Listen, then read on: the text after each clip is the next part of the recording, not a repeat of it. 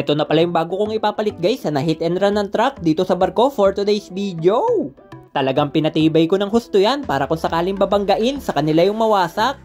Tara, samahan nyo mag food trip yung kalbo, magtrabaho, let's go! So ayun na nga guys, ito pala yung magiging sidekick ko for today's vid, walang iba kundi si Stingray. Hawakan pa rin. Sanap! Yan, ito lang mo lang papabayan. Siya pala yung makakatulong natin magpagutom at mag-ice cream yummy. Ice cream yummy. Wala nang teka-teka, inumpisahan ko na kagad putulin yung nawasak na bakal.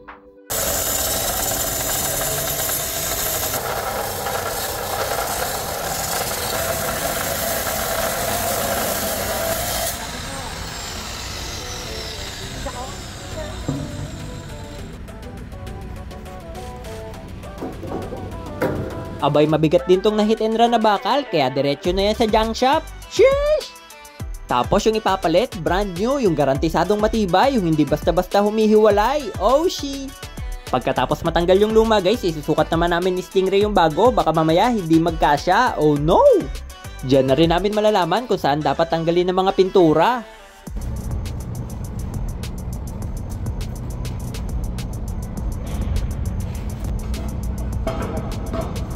Alright, kasya naman siya guys, parang sinukat.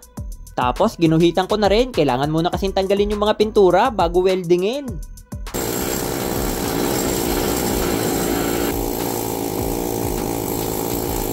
Ice cream yummy. Ice cream good. Pagkatapos matanggal yung mga pintura guys, pwede nang weldingin. Stingray, kapit lang maigi, malapit na tayong kumain. Oh yeah! Pagkatapos may ispatan, papatibayin naman natin guys, full weld na may kasamang pagmamahal. Let's go!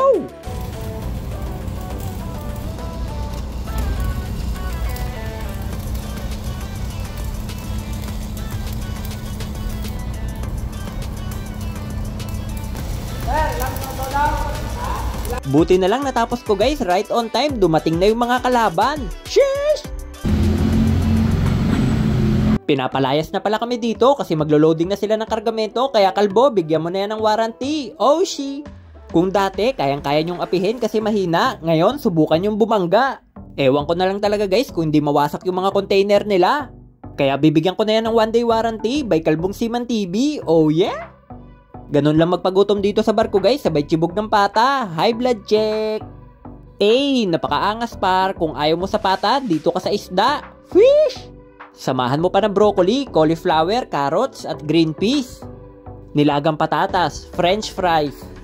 Tapos sa kabilang lamesa, bahala ka na magmekos-mekos dyan, insan.